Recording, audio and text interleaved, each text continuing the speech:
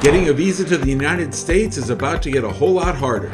US State Department has rolled out a new visa directive. The US government has announced a fresh crackdown on non-immigrant visas. The new policy, which significantly affects trip planning to the US, is expected to particularly affect Indians. After Donald Trump's tariffs, the tightening of rules for US visas is being keenly followed in India.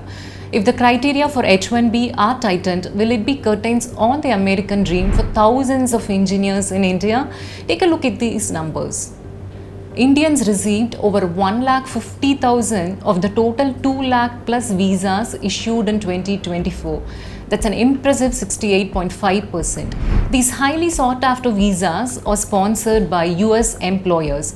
The companies who sponsor employees must attest that they will pay foreign workers the same, if not more than their American employees, to ensure that cheap labor force doesn't replace the American workers.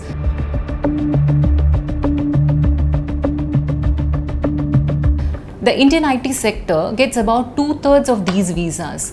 According to various news reports, US and Indian tech giants were among those who bagged maximum H1B visas in 2024. Amazon got over 9,000 visas, followed by Infosys, Cognizant, Google, and TCS, among others. Then towards the end of August, this happened. I'm involved in changing the H1B program, right? We're going to change that program. Because that's terrible, right? We're going to change the green card. You know, we give green cards. The average American makes $75,000 a year, and the average green card recipient, $66,000. So we're taking the bottom quartile. Like, why are we doing that? That's why Donald Trump is going to change it. That's the gold card that's coming. And that's we're going to start picking the best people to come into this country. It's time for that to change. The changes that US Secretary of Commerce Howard Lutnick is referring to could reshape who gets a non-immigrant visa and how it is given.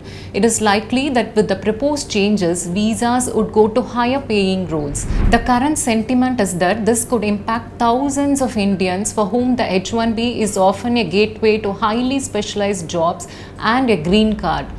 So this visa thing has been going on for a long time. They may tighten, they may not tighten, but it's not a matter of survival or life and death for Indian companies. As far as the H1B visa is concerned, over a period of time, the need for visas for Indian software companies has been coming down. You would have read reports in the media also with data that a very small percentage of visas are taken by Indian companies, the great majority by American companies, because they're facing a shortage of high quality talent in the United States. And as far as the Indian companies are concerned, more than 50-60% of the workforce they have in the United States today are locals. And I think it's important to understand that dependence has come down.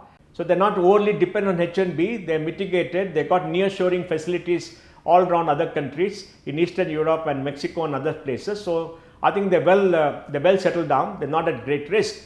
Now the great majority of jobs are in India, not in H1B.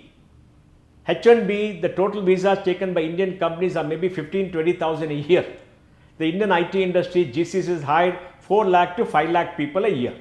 The numbers going there are very small. So I think it's going to have a very marginal impact on people.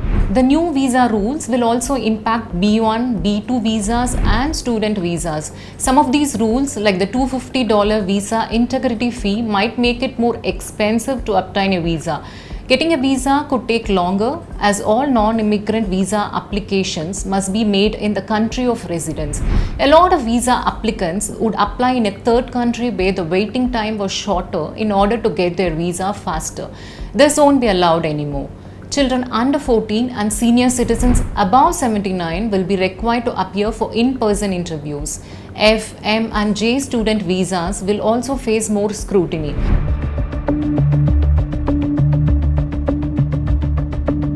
Apart from social media vetting, changes are also being proposed to the duration of stay. F1 visa holders will have to finish their course in 4 years and pack up if the proposed changes go through.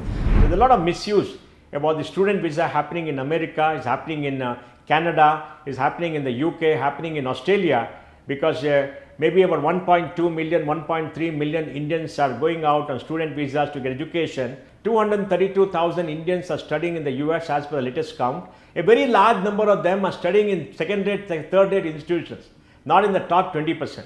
Please, you got to understand that. A very large number of them are going from here so that they hope to get a degree from some college there and immigrate there and work there. Many of them from rural areas who sell the land, want to be taxi drivers or waiters or whatever it is, or they think that go to some college, get a degree, they're going to get a great job, and those jobs don't exist.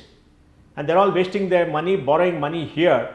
I think Indian students should look at Germany, where education is publicly funded, or look at France, where both give English education in STEM, and really go for the top 20% universities. If you don't get that, don't go. Work hard here and try to make a good opportunity here. With these restrictions, students are increasingly looking at other countries, and so are the techies. Do you know someone impacted by the new rules? Let us know in the comments below.